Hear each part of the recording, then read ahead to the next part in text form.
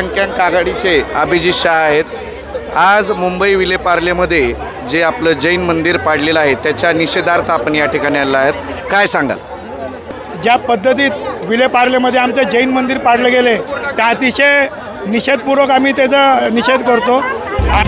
आपण पाहत आहात महाराष्ट्र न्यूज नेटवर्क।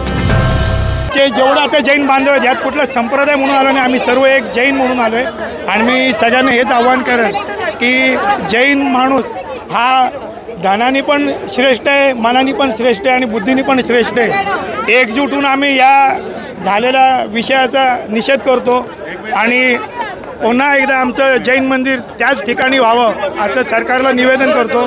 जैनांना कमजोर समजू नका, अल्पसंख्याक असलो तरी आमच्या मुठीत चांगली ताकद आहे, तर आम्हाला मान मिळावा। आम्ही काही स्पेशल तुमच्याकडनं डिमांड करत नाही।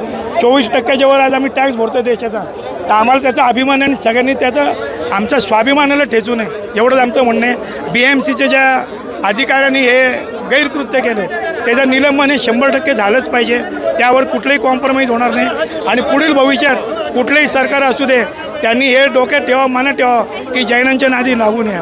Thank you for watching this video. Please like, share and subscribe to our YouTube channel. And don't forget to press the bell icon. Thank you.